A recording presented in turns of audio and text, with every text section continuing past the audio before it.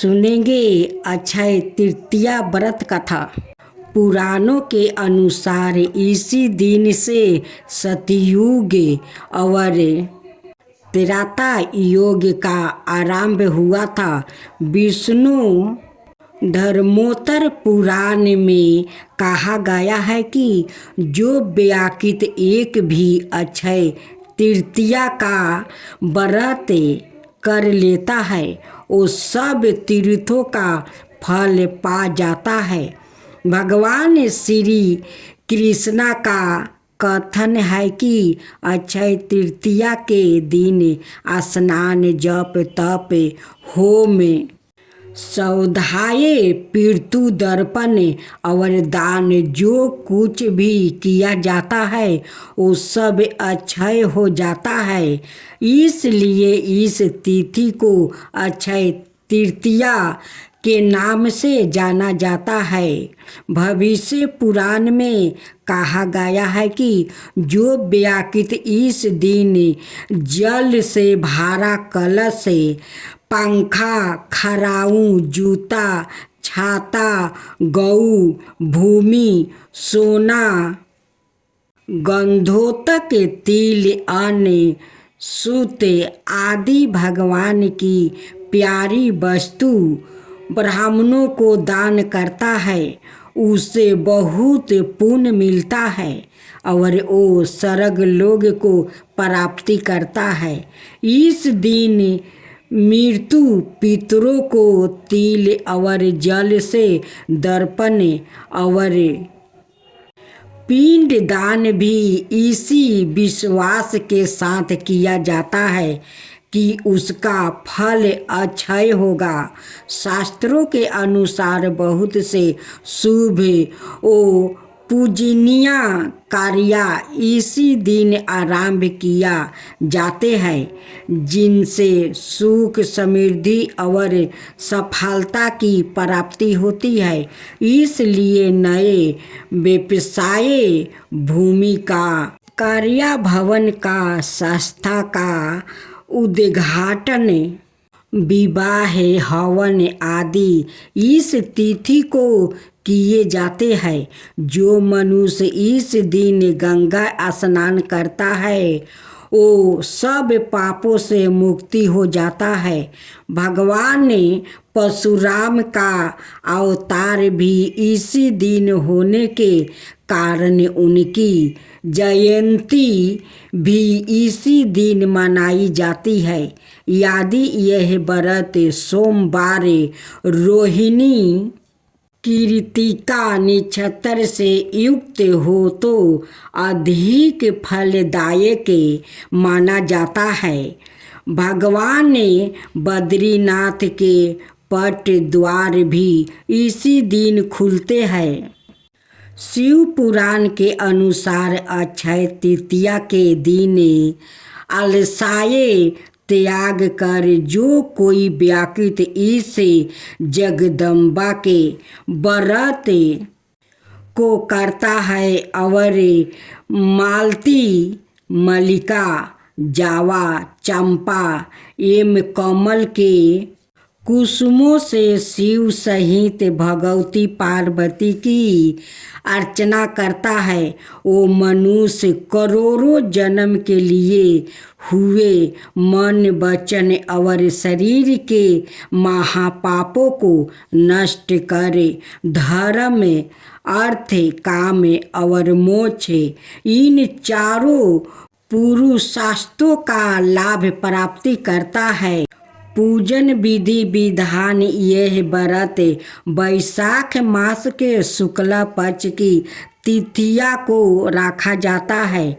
इस दिन उपवास करके भगवान विष्णु लक्ष्मी श्री कृष्णा का पूजन किया जाता है। व्रती को इस दिन प्रातः कालीन कर्मों से निवृत्त होकर स्नान करना चाहिए। विधि विधान अनुसार भगवान का पूजन तुलसी दल चढ़ाकर धूप दीप अक्षत पुष्पा आदि से करने के पश्चात भीगे हुए चने की दाल का भोग लगाए, इसमें मिश्री और तुलसी दल भी मिला ले, फिर भक्तों में प्रसाद वितरित करे। भगवान की प्यारी वस्तुओं का जिसका उल्लेख महात्म्य में किया गया है, दान करे। इस दिन जौ के दान का विशेष महात्म्य बताया गया है, क्योंकि सभी धनों का राजा जौ को माना जाता है। व्रत के दिन चीनी या गुड़ के साथ सातु के दान और सेवन का भी विधान है। कथा का वर्णन भविष्य पुराण में नियम प्रकार है। प्राचीन काल में किसी नगर में महोदय नाम का एक बनिया रहता था, जो सत्यवादी देव वो ब्राह्मणों का पूजक और सदाचारी था। वो पराये, दुखी और चिंतित रहा करता था, क्योंकि उसका परिवार बहुत बड़ा था और आमदनी कम थी। एक दिन उसने रोहिणी नक्षत्र में वैशाख शुक्ला तिथिया का महात्म्य सुना कि इस तिथि को जो कुछ भी दान किया जाता है उसका फल अक्षय होता है। यह जानकर उसने गंगा स्नान किया और पितृ एवं देवताओं का दर्पण किया। फिर घर आकर देवी देवताओं का विधि पूर्वक पूजन किया। ब्राह्मणों को दान दक्षिणा के रूप में जौ, गेहूँ, सातु, दूध, दही, गुड़, घारा, पंखा, सोना शक्ति अनुसार शुद्ध मन से प्रदान किया। यद्यपि उसकी पत्नी ने दान का विरोध भी किया, लेकिन वो धर्म कर्म से बेमुख ना हुआ। परिणाम यह हुआ कि वो दूसरे जन्म में कुशावतीपुरी नाम के नगर का राजा बना और धन संपन्न हुआ। उसने संपन्नता के बल पर बड़े बड़े यज्ञ पूरे किया, गौदान, सौरन दान दिया। अपनी इच्छा अनुसार भोगों को भोगे, अनेक दिन दुखियों का धन देकर संतुष्ट किया, फिर भी उसका धन कभी समाप्त नहीं हुआ, क्योंकि उसके पास का धन अक्षय भंडार था। अक्षय तृतीया को श्रद्धा पूर्वक दान का ही यह सब फल था। इसलिए हिंदुओं में इस व्रत का बड़ा महात्म्य है। आज सुने विष्णु भगवान की व्रत कथा। विष्णु भगवान की जय हो, विष्णु भगवान की जय हो। विष्णु भगवान की 3 पत्नियां थी, लक्ष्मी, सरस्वती और गंगा। तीनों बड़ी गुणवती और संयम हृदय का थी, पर तीनों की अलग अलग प्रकृति थी। तीनों भगवान विष्णु के प्रीति मन में स्वयं हृदय ही थी, पर तीनों की अलग अलग प्रकृति थी। तीनों भगवान विष्णु के प्रीति मन में बहुत प्रेम रखती थी। सवाए विष्णु भगवान भी तीनों को बहुत प्रेम करते थे। भगवान विष्णु ने अपनी तीनों पत्नियों को समान अधिकार प्रदान कर रखा था। तीनों बड़ी बहुत प्रसन्नता के साथ अपने अपने अधिकारों को उपयोग कर रही थी, पर प्रकृति की भिन्नता के कारण सरस्वती के मन में संदेह पैदा हो गया। कि विष्णु मेरी अपेक्षा गंगा को अधिक प्रेम करते हैं। जब संदेह उत्पन्न हो गया तो ईर्ष्या भी पैदा हो गया। सरस्वती गंगा से जलने लगी। बात बात में उन्हें खरी खोटी सुनाने लगी। गंगा कुछ बोलती नहीं थी, वो चुपचाप सुना करती थी। लक्ष्मी को सरस्वती का व्यवहार अच्छा नहीं लगा। उन्होंने अवसर पाकर सरस्वती से कहा, बहन सरस्वती, तुम जब देखो गंगा को खरी खोटी सुनाती रहती हो। तुम यह अच्छा नहीं कर रही हो। मेरी बात मानो, गंगा को जली खोटी सुनानी बंद कर दो। पर लक्ष्मी की नेक सलाह सरस्वती को अच्छी नहीं लगी। उनके हृदय में तो ईर्ष्या की आग जल रही थी। उन्होंने सोचा कि लक्ष्मी गंगा का पक्ष ले रही है। अंत उनके हृदय की आग और भी अधिक भड़क उठी। वो क्रोध भरे सवारों में बोली, लक्ष्मी, तुम गंगा का पक्ष लेकर मेरा अपमान कर रही हो। मैं इसे सहन नहीं कर सकती।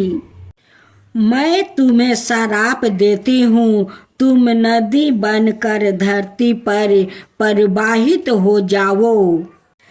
लक्ष्मी बड़ी शांत प्रकृति की थी। वो सरस्वती के श्राप को सुनकर भी शीतल बनी रही। उन्होंने तो श्राप का प्रतिवाद किया और ना उनके प्रीति मुख से कठोर शब्द ही निकाले। ऐसा लगा जैसे उनके लिए कुछ हुआ ही ना हो। पर गंगा को सरस्वती का श्राप अच्छा नहीं लगा।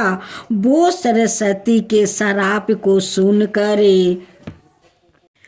उत्तेजित हो उठी और क्रोध भरे सवार में बोली, सरस्वती, तुमने लक्ष्मी को श्राप देकर बड़ा अनुचित कार्य किया है। वो तो तुम्हारे श्राप को सुनकर चुप रही, पर मैं चुप नहीं रह सकती। मैं तुम्हें भी श्राप देती हूँ। तुम भी नदी बन जाओ और धरती पर जाकर प्रवाहित हो जाओ। यह सुनकर सरस्वती के मन की आग और भी अधिक भड़क उठी। वो क्रोध भरे सवार में बोली, मैं तो नदी बन जाऊंगी, पर तुम भी वैकुंठ में नहीं रह सकती हो।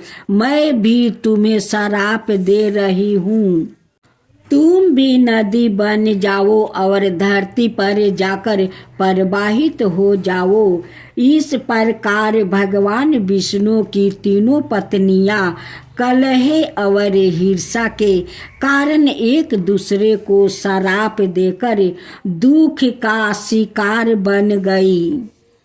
यह सुनकर भगवान विष्णु को बड़ा दुख हुआ। उन्होंने अपनी पत्नियों से कहा, तुम तीनों ने ईर्ष्या के कारण एक दूसरे को श्राप देकर अच्छा नहीं किया।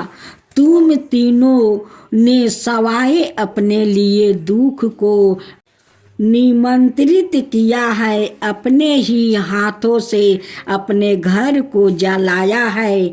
विष्णु की भक्त शरणा से तीनों पत्नियां बड़ी दुखी हुई। वो दुख प्रकट करती हुई विष्णु से क्षमा याचना करने लगी। विष्णु ने कहा, तुम तीनों ने एक दूसरे को श्राप दिया है। श्राप के अनुसार तुम तीनों को नदी बनना ही पड़ेगा। नदी बनकर धरती पर जाना ही पड़ेगा। यह सुनकर लक्ष्मी का मन दुख से भर गया। उन्हें विष्णु का वियोग का एक क्षण को भी सहन नहीं हुआ था। वो अपने प्राणों को आंसुओं के रूप में बहती हुई बोली, प्रभु मुझ पर दया कीजिए, मैं एक क्षण भी आपके बिना नहीं रह सकती। कोई ऐसा उपाय बताइए जिससे मुझे आपसे विलग ना होना पड़े, धरती पर ना जाना पड़े। विष्णु ने कहा, लक्ष्मी तुम धरती पर जाना ही पड़ेगा, किंतु तुम्हारे हृदय में कपट और हिंसा का भाव नहीं है। अत तुम मुझे बहुत प्रिय हो, तुम्हें मुझसे विलग नहीं होना पड़ेगा। तुम अर्ध शक्ति से मेरे पास रहो और अर्ध शक्ति के रूप में परदुमावती नदी के रूप में धरती पर जाकर हो। धरती पर शंखचूड़ नामक एक राक्षस उत्पन्न होगा, वो मेरा ही अंश होगा। तुम तुलसी के रूप में उसकी पत्नी बनोगी। तुम तुलसी के रूप में सदा विष्णु प्रिया बनी रहोगी और जन जन से आदर पाओगी। गंगा को भी भगवान विष्णु से विलग होने का बड़ा दुख था। अंत उन्होंने भी शास्त्री नय ने निवेदन किया, प्रभु ऐसा कोई उपाय बताइए जिससे मैं आपसे विलग ना हो। भगवान विष्णु ने कहा, गंगे शराप बस तुम्हें भी धरती पर जाना ही पड़ेगा। राजा भागीरथ अपने पूर्वजों के उद्धार के लिए तप कर रहे हैं। तुम्हें धरती पर गंगा के रूप में परावाहित होना पड़ेगा और भागीरथ के पूर्वजों का उद्धार करना होगा। तुम भागीरथ के पूर्वजों का उद्धार करके समुंदर में मिल जाओ। समुंदर मेरा ही रूप है। अंत तुम सदा मुझसे ही रहोगी। तुम स्वर्ग से उतरने पर शिव की जटाओं में रहोगी। शिव और मुझ में कोई अंतर नहीं है। इस रूप में भी तुम सदा मुझ में ही रहोगी। सरस्वती चुपचाप विष्णु की बातों को सुन रही थी। अंत में भगवान विष्णु ने सरस्वती की ओर देखा और कहा, सरस्वती तुम अपने अर्ध गुणों से नदी बनकर बहोगी और अर्ध गुणों से ब्रह्मा की पत्नी बनोगी। श्राप का फल तुम्हें भी भोगना ही पड़ेगा। सरस्वती बोली, भगवान आप तो वेद विभेद रहित है, फिर आप लक्ष्मी और मुझ में वेद क्यों कर रहे हैं? आपने लक्ष्मी को तो अपने पास ही रहने की अनुमति प्रदान किया, पर मुझे आप सदा के लिए विलग कर रहे हैं। विष्णु जी बोले, सरस्वती किसी को भी ना तो मैं विलग करता हूँ और ना अपने पास रखता हूँ। मेरी किसी में ना तो आसक्ति है और ना किसी से भी विरक्ति है। सबको अपने अपने गुणों को और कर्मों के अनुसार ही मेरा साहचर्य प्राप्त होता है। लक्ष्मी निष्कपट हृदय की है, वो ना तो किसी से ईर्ष्या करती है और ना किसी से बैर रखती है। वो सबसे प्रेम करती है, यही कारण है वो सदा मेरे साथ रहती है। पर तुम ईर्षा और क्रोध के वशीभूति रहती हो। यही कारण है तुम और मुझसे विलग होना पड़ा है। विष्णु के कथन को सुनकर सरस्वती मौन हो गई। उन्हें ऐसा लगा जैसे विष्णु के कथन का प्रत्येक अक्षर उनके सामने मूर्तिमान बनकर खड़ा हो गए हो। सरस्वती का हृदय पश्चाताप की वेदना से जलने लगा। पर अब क्या हो सकता था? अब तो तीर उनके हाथों से छूट चुका था।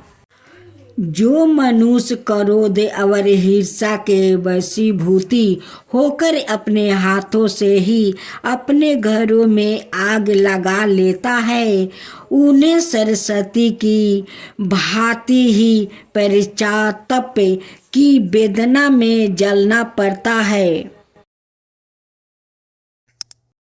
भक्त जनों, आज आप सुने विष्णु भगवान की आरती और उसके साथ में कथा। ओम जय जगदीश हरे, स्वामी जय जगदीश हरे। भक्तों जन के संकट क्षण में दूर करे। ओम जय जगदीश हरे। जो धावे फल पावे, दुख भी नाश मन का। सुख संपत्ति घर आवे, कष्ट मिटे तन का। ओम जय जगदीश हरे। माता पिता तुम मेरे, शरण कहूँ मैं किसकी। तुम बिना और न दूजा, आस करूं किसकी। ओम जय जगदीश हरे। तुम पुराण परिमतिमा, तुम अंतर्यामी। पार ब्रह्म परमेश्वरे, तुम सबके स्वामी। ओम जय जगदीश हरे। तुम करुणा के सागर, तुम पालन करता। मैं सेवक तुम स्वामी, कृपा करो भक्तो। ओम जय जगदीश हरे।